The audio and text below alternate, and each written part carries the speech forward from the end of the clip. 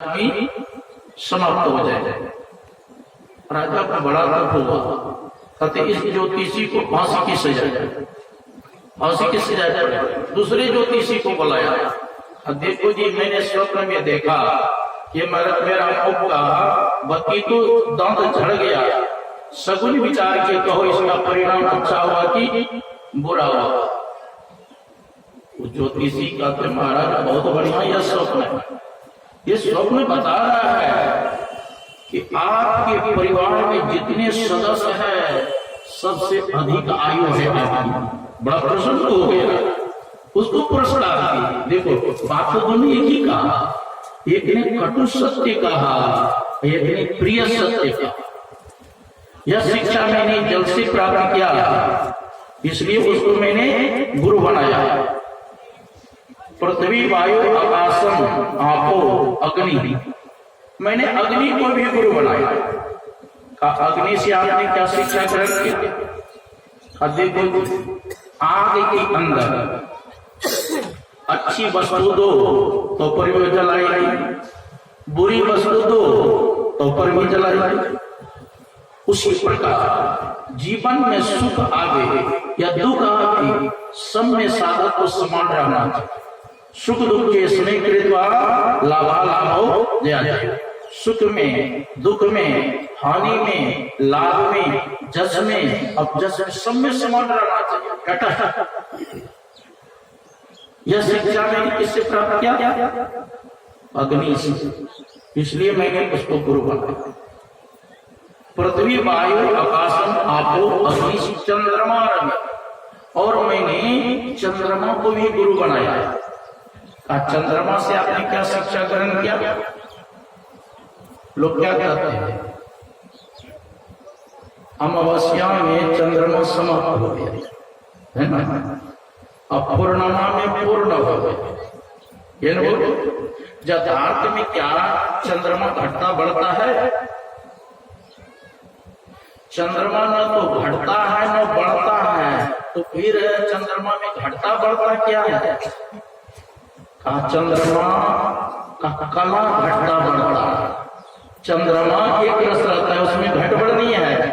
उसी प्रकार मनुष्य का शरीर घटता बढ़ता है, लेकिन शरीर के अंदर जो शरीरी चेतन आत्मा है वो घटता बढ़ता नहीं है। वो बचपन में भी वैसे है, किशोरावस्था में भी वैसे है, जवानी में भी वैसे है, और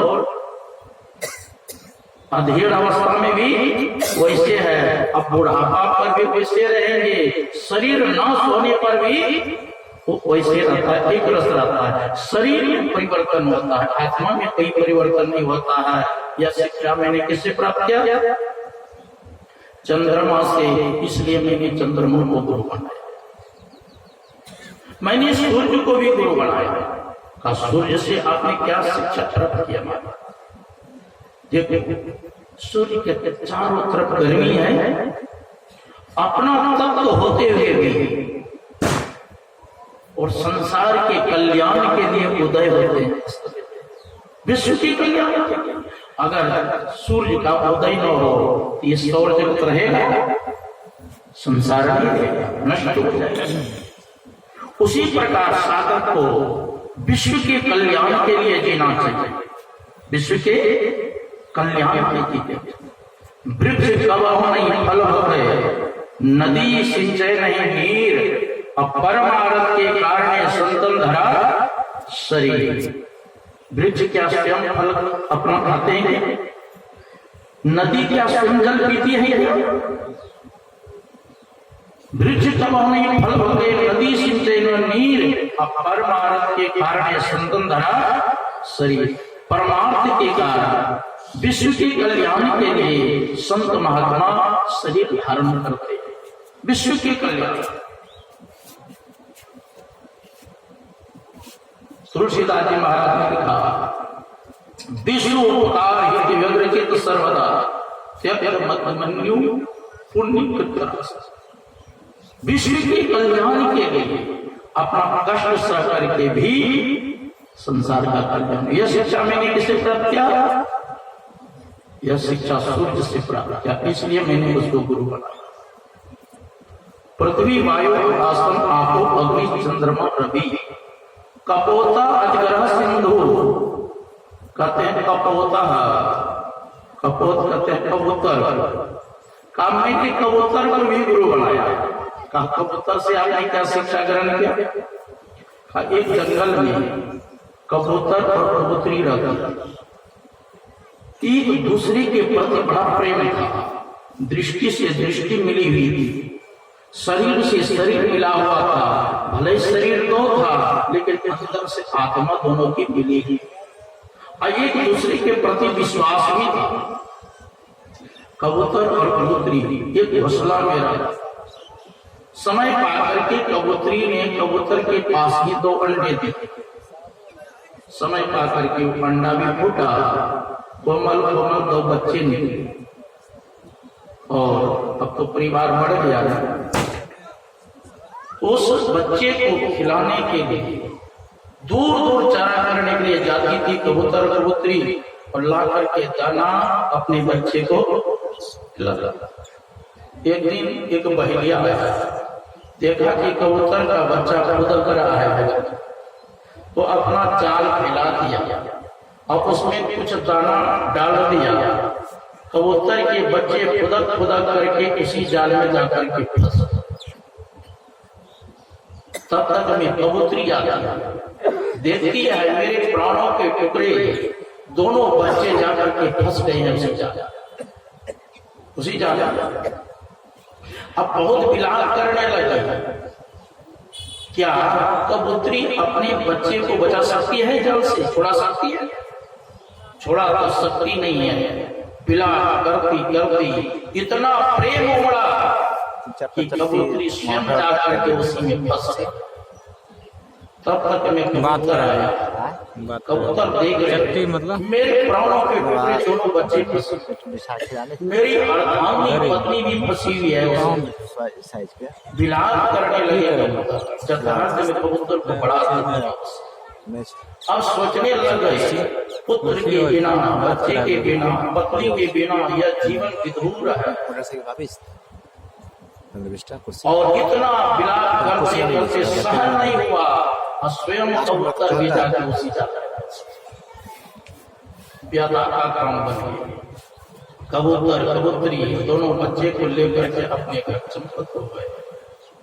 सुखदेव जी महाराज कहते हैं परीक्षित से, यही हाल आप लोगों का देख रहे हैं सामने से। हमारे बाप दादा, छरदादा, लगड़दादा कितने समाज के तो जा रहे हैं, और जो जीवित है वो सोचता है कि मेरा भी नंबर आने वाला है।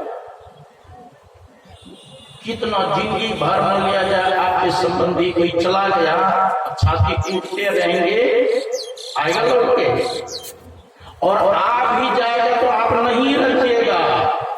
अगर पता चल जाए कि हमारा पिताजी अमों के घर में जन्म लिया है, वो भी कहेगा कि तुम मेरा बेटा, ये घर खाली कर रहने दीजिएगा। कहिएगा एक शरीर से एक ही संबंध है, दूसरा कोई संबंध। इसलिए सुखदेव जी महाराज कहते हैं आसक्ति मत करो। या प्राप्त मानुषम लोकम मुक्ति द्वारा अपावृतम गृहेश खगवस्तम तस्मारूढ़म बीते। जो कपूर के समान घर गृहस्थी में ही रचे पचे रहते हैं, परलोक का कोई ख्याल नहीं रखता है, तो मानो बहुत ऊंचा चढ़ करके नीचे गिर गए। देखो मैं जब बनारस में था तो बगल में जो मणिकरण का घाट तो देख रहा था, डोमा सब जो है मुर्दा को जलाते हैं, पान भी खा रहे हैं, भोजन भी कर रहे हैं, चाय भी पी रहे हैं, जला भी रहे हैं। और वस्त्र मुर्दा वाला जो होता था ना बढ़िया बढ़िया, उसको भी उसको उतार के लिए आते आयरन करके बाजार में बेच देते और फिर वही दूसरा खरीदता। और लकड़ी सब जो होता है, अगर घर वाला जलाने वाले चले गए तो लकड़ी गिलास को ऐसे से हटा करके और लकड़ी को धोधा करके ले आता है, वजन करना था, उसको कोई गिरना नहीं है। तो शास्त्र में दिया है कि जो पहले से गिरा हुआ और गिर के कहा जाएगा, जो नहीं गिरे हैं उसको न पाया है। मुख्यमंत्री, प्रधानमंत्री, जो नहीं बना है बनने प्रयास कर रहा है, और जो बन गया उसको गिरने का डर है कि नहीं? आप उसको गिरने का डर है। जिसका प्रतिष्ठा है उसकी प्रतिष्ठा हनन होगा तो डर है कि नहीं? और जिसकी प्रतिष्ठा है नहीं उसको क्या डर है? परमद्वा कहते थे एक बार भोजन करने गए पंडित जी साहब, लड़का चौथा कर ले गया, कल के बेटा थोड़ा सा प्रतिष्ठा छोड़ दो थाली, और लड़का का पेट भरा ही नहीं, मतलब भोजन नहीं होता थोड़ा सा छोड़ देते हैं। कहते हैं पिताजी पेट को भरा नहीं प्रतिष्ठा खाता है। अरे पेट भरा ही नहीं प्रतिष्ठा खाते। तो कहते हैं आसक्ति नहीं करना चाहिए। अब से मैंने शिक्षा ग्रहण किया, इसलिए उनको मैंने गुरु बनाया। पूजवा का पदार्पण हो रहे हैं, थोड़ा सा खड़े हो जाइए, साइड से जगह